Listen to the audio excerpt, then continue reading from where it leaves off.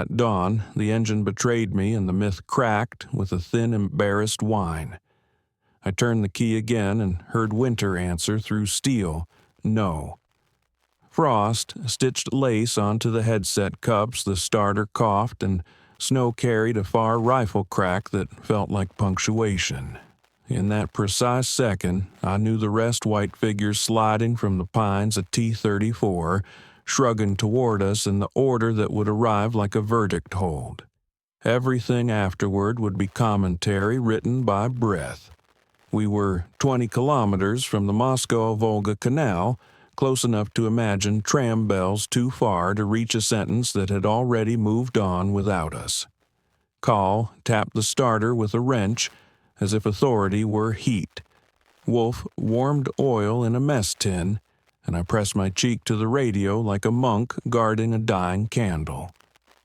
The engine answered with a polite cough, then a pause, then that sovereign silence which declares a new law. Snow brightened as if to witness.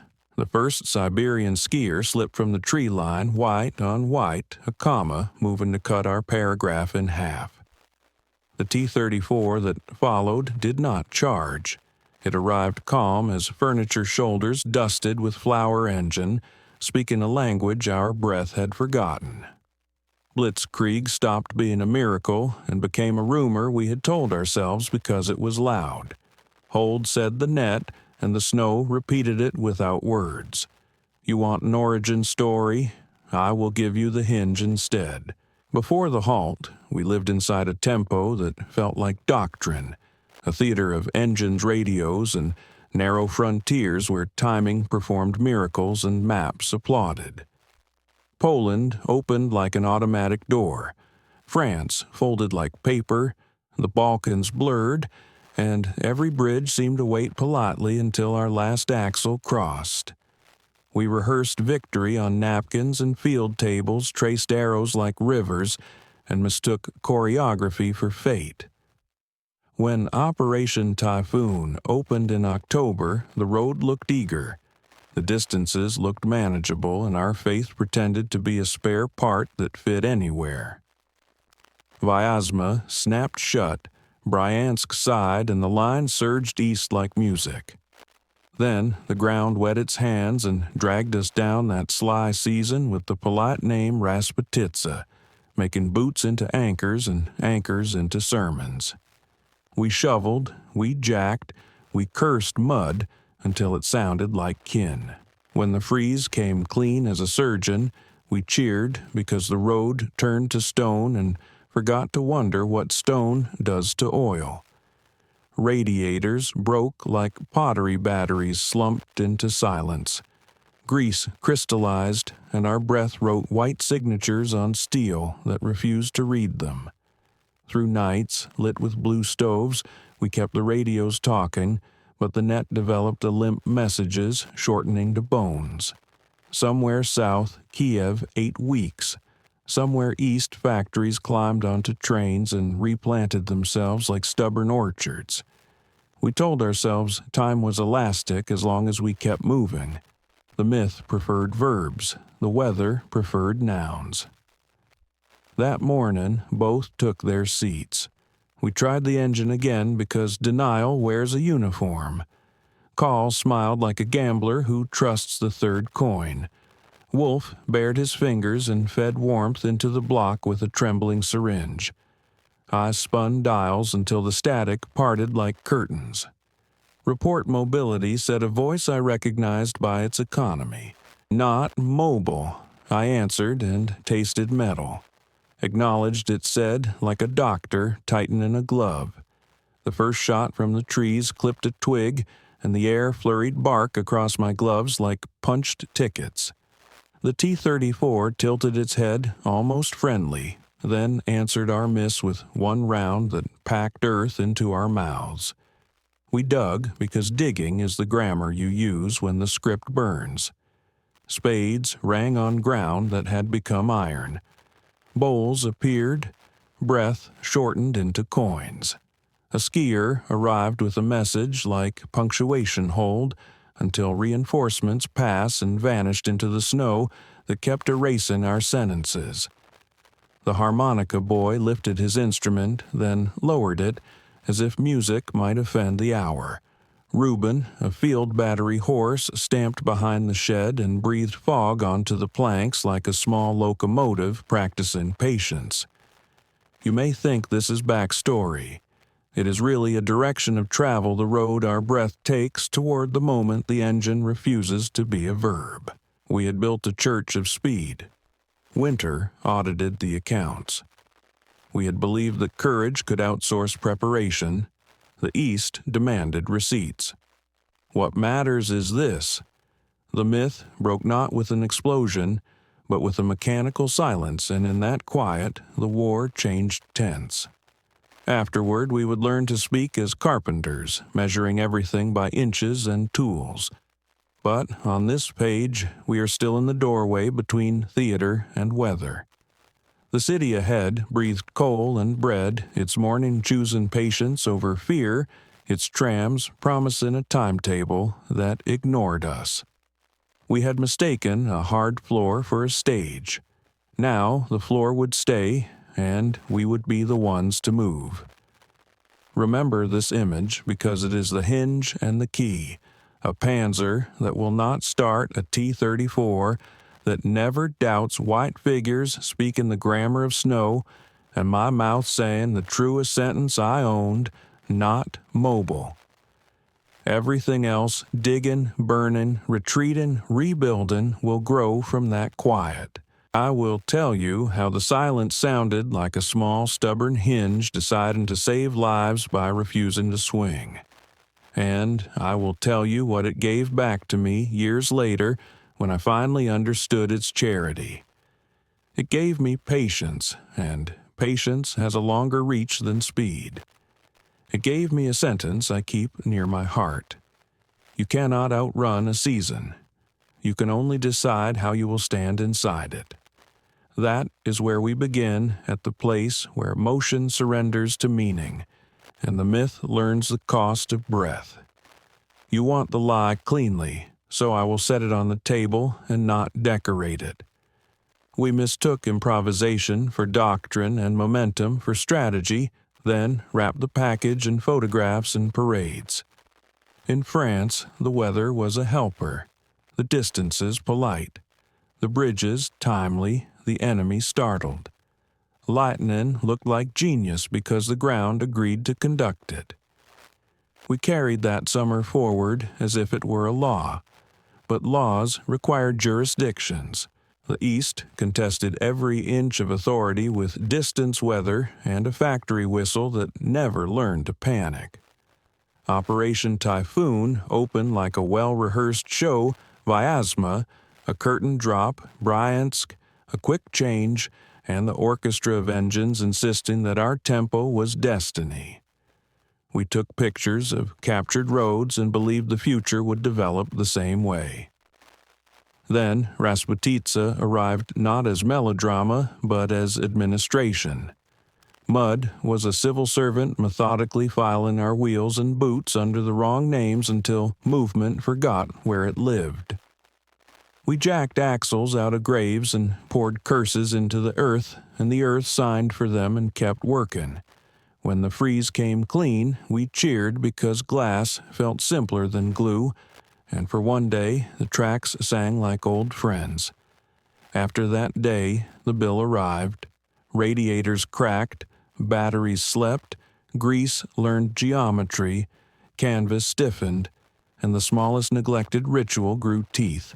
Our net thinned into tokens, sentences ending early, because even language prefers warmth.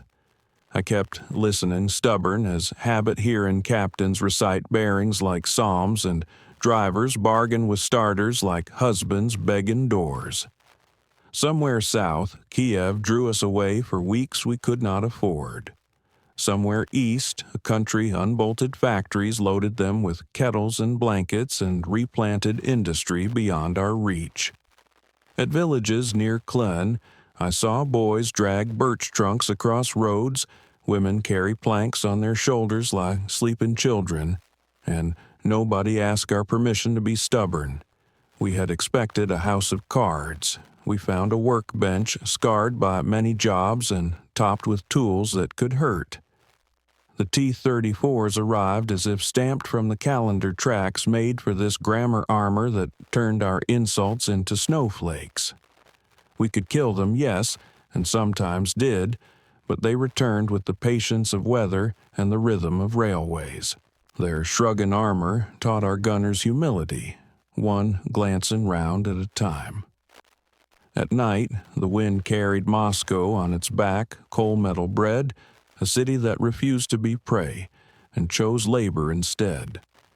The smell worked on us a quiet argument that did not flatter our speed. We kept our shrine to motion anyway. Engines were liturgy checklists, a creed the moment a column rose like one animal and rolled our sacrament. But liturgies crack when their conditions expire. Winter audited us line by line and noted every shortcut we had excused in August. The conflict shifted tense from the imperative of push to the indicative of this is how it is. I began to measure days not by kilometers but by the number of times a match agreed to become fire. Hirsch, a boy from Cologne, lost the top of his ear to a polite bullet and laughed until the shock remembered him. His scarf froze to the wound and froze to meaning. A chaplain visited and said nothing, which was the bravest sermon I heard that winter. One night, a green bottle of American sweetness made a circle among our hands, and for 1 minute, summer winked before going back to work as memory. Rubin breathed against a plank wall and listened more patiently than any colonel. All these details are nails. Together, they hold the structure that the halt would test. The morning itself, you already know, engine refusal, white shapes the shrugging tank, the word hold. What mattered afterward was the conversion. Orders became domestic, describing chores, dig, fuse, ration, rotate by cold, and we obeyed like carpenters who respect their tools because tools bite. A ski messenger delivered a comma, then left the sentence to us. We dug bowls into iron-set grenades where doctrine told us and waded through a weather that did not respect adjectives. When the counterattack assembled behind us, engines hacked their way toward singing, and the infantry jogged with that tight, careful stride of men who refused to fall. They passed through our line without meeting our eyes as if contact might steal fuel. We obeyed a more intimate order, prepared to destroy. Wolff broke optic glass with a wrench. Kahl loosened lugs with fingers gone monkish with care, and I set charges with a map that lived in my hands. When the panzer spoke flame, the tone was intimate, a goodbye said in the house where you learned your first sentence. Clarity stood up inside me. We released the machine from our myth and let it be honest metal again. Withdrawal came measured squads bounding like metronomes, our feet negotiating divorce from the ground one step at a time. A field kitchen offered tea that tasted like permission, and the colonel passed saying, "Patience is tempo," which would have made a fine poster if it had been said in August. Too late, and yet not useless, the sentence settled beside our bowls like an older brother. The city exhaled coal again, a loaf lifted, a tram bell answered, and we learned to admire what we could not take. By dusk, we had a new line in our mouths, a nail held between the teeth while we worked. The myth thinned until daylight showed through it, and we folded it carefully, not out of shame, but because paper crackles too loud in frost. What replaced it was smaller and stronger checklists, socks, bearings, rails, breath, and a sentence I kept repeating into my cold hands, not mobile, yet living. That was the hinge we crossed, slow as breath and sharp as ice today. Climax is a word for theaters. The road prefers smaller names, a hinge, a bolt, a breath held until the sky decides. We held while the counterattack hacked up speed behind us, engines clearing their throats like old singers asked to recall youth. Infantry passed with the concentrated stride of men carrying invisible water, and we kept our eyes on our bowls because envy steals balance. The T-34 returned unhurried the way a season checks its fences. Our mobile tanks tried geometry, and for a breath the angle worked, then physics voted again with a heavy majority. Men spilled from hatches and folded into snow with a professionalism that should never be necessary. We learned to time a sprint by breath, not by meters, and to trust gloves more than pride. When our charges took the flame, climbed, and then settled into work, eating the myth from the inside like a careful fire. Ruled pages survive because margins hold. That day, our margins were shovel socks and the tea that tasted like permission. We rotated by cold, we counted matches, we learned which jokes could live at 20 below and which ones died before the punchline. Hirsch slept sitting up the ruined ear under a new bandage that looked like a lopsided crown. Wolff spoke to the dead panzer as if apology could travel through steel, and Kahl listened like a man learning a language he would no longer get to speak. I kept the headset around my neck as a talisman, because machines deserve witnesses even when they refuse us. Night told us economy again. 6 words per sentence, 6 steps between posts, 6 seconds on a match before the flame confessed or died. A flare flattened the world into a drawing. We admired how much the forest could resemble paper when light was cruel. The ski messenger returned and nodded a minor god acknowledging mortals who had followed instructions. Dawn brought the ledger, prepare to destroy, withdraw in order, conserve ammunition, refuse flanks, trust runners if the net dies. We followed the lines like careful carpenters, and the bitter pride of accuracy settled our hands. On the road back, the wind ferried Moscow's coal again, and I allowed myself a treasonous thought. I'm glad that city will wake. I do not ask forgiveness for it. Wars end, but mornings have to keep happening. We passed wrecks wearing snow like new clothing and living men wearing expressions that understood inventory better than prophecy. The chaplain reappeared, handed me a candle stub, and refused to bless our weapons. His silence gave permission to think plainly. We moved as a set of repairs toward a line measured by practical nouns. When reinforcements from the north entered our trenches, they smelled of wool and tobacco and patience, as if factories had released them still warm. We knotted them into place and stepped out without ceremony like workers changing shifts under a whistle. The road took us back through birches whose bark still wore bullet signatures, slim scrapbooks of what the forest had overheard. Rubin's handler said the short name Rue when the animal stumbled and the horse found the next step exactly where patience keeps it. Kahl tapped a dead starter in a burned hull we passed and smiled the tender farewell of a man who speaks fluent mechanics. Wolff cleaned his nails, which sounds trivial unless you have lived in a place where dignity and grease hold hands. By midday, a small miracle arrived in a battered truck, socks dry as new pages. We changed them and felt our tempers improve like engines that remembered fuel. From a ditch, we watched the counterattack recede, not triumphant, not broken, simply engaged in that slow barter war conducts when it knows the bill will be years. We ate stew that insisted on being ice and learned to sip with patience. In the afternoon, the net woke just long enough to record coordinates for a retreat, and then it fell asleep again with the gentleness of an old radio. We obeyed, and the road that old judge allowed it. By evening, our line bent into a shallow arc that looked deliberate from a distance and admitted exhaustion up close. A field kitchen boiled water until it confessed to tea, and cups warmed our hands like good news that refuses to exaggerate. I took out the notebook whose pages had learned to curl and wrote a line I could read later. The halt is not a pause. It is a verdict. Men nodded when I read it aloud, not because it was wise, but because it was accurate. Accuracy had become our only luxury. The myth had demanded applause. Accuracy only wanted a chair and decent light. I slept with the candle stub in my pocket and dreamed of a bakery where the oven door opened like a sunrise. Morning arrived without trumpets, and we moved again through the measured grammar of retreat.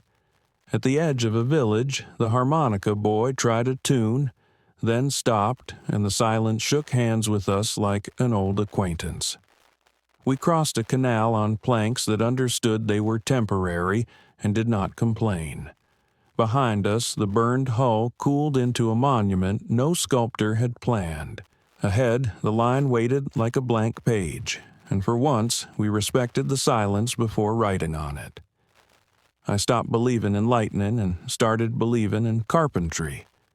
Speed dazzles, structure shelters. We had lived by dazzle and discovered shelter late, but not too late to matter. Even defeat can be a roof if it keeps breath inside the body. That winter taught me to love roofs more than fireworks. Later, I called it conversion. That day, it felt simpler, like learning again how to breathe on purpose under weather. Nothing glittered yet.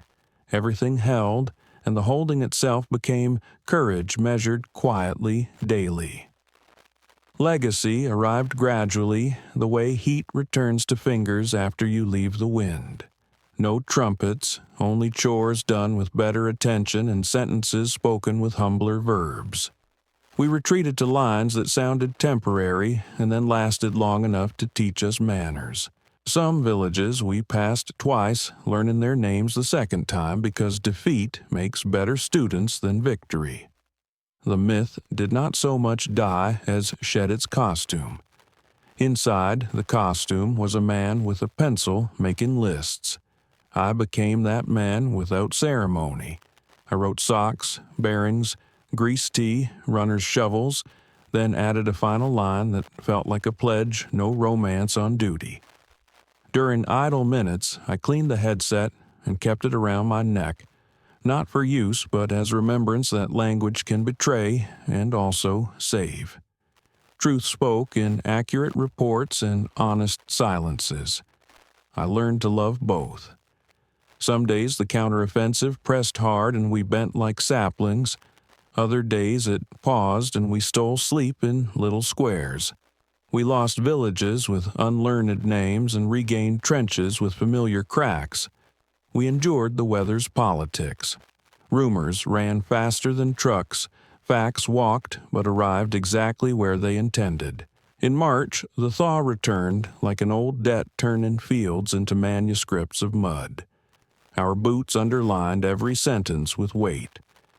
We laughed at the memory of cheering when the road became glass. We were becoming local to the truth. Letters from home took on the smell of time.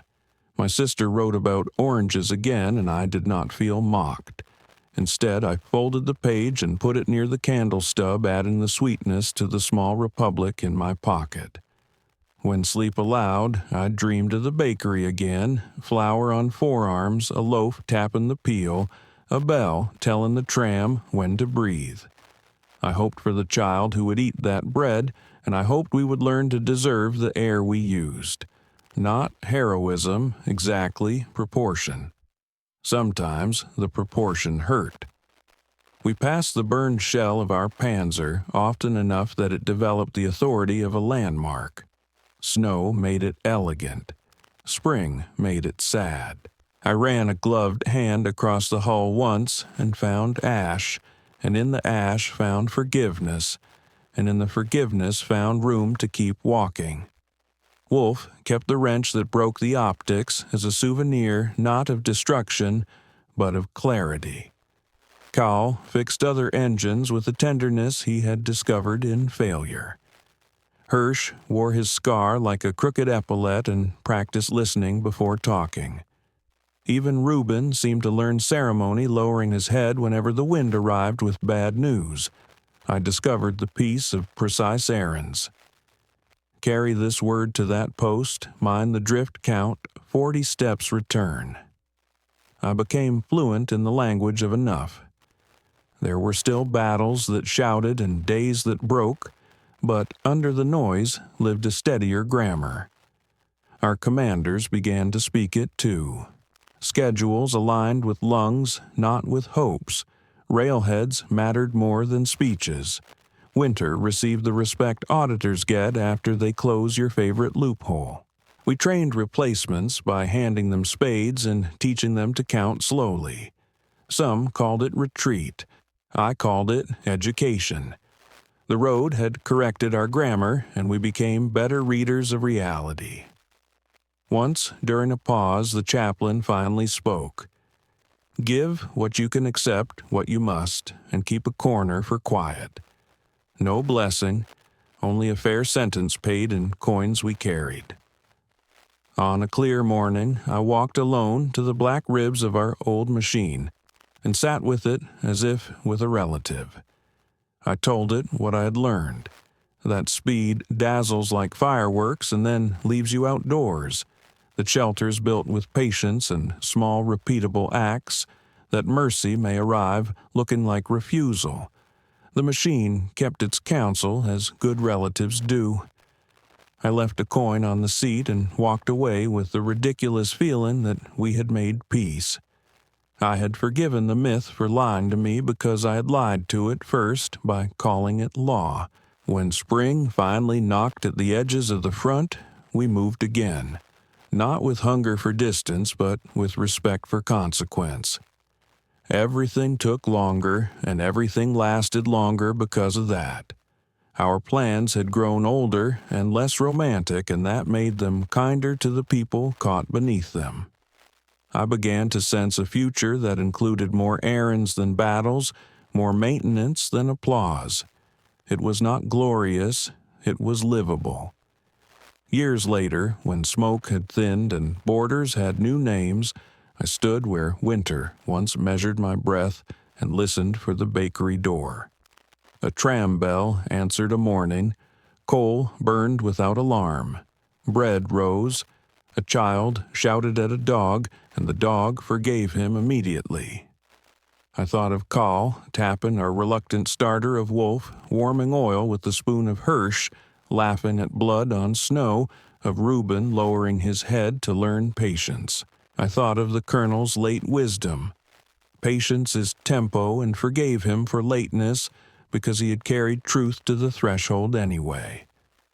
I opened my notebook and read the line written in the dark. We will not outrun this. We will outlast it, or we will not. I had not outlasted everything, but I had learned the grammar that lets mornings return. On a summer street, years after the war, a car refused to start. The driver cursed and smacked the wheel, and I found myself smiling the small private smile of a man remembering a hinge. I kept walking toward quieter work. If you want more WWII stories told in this cinematic, human way, subscribe to our YouTube channel, leave a comment about the moment that struck you most, and share this with someone who still believes speed alone wins wars.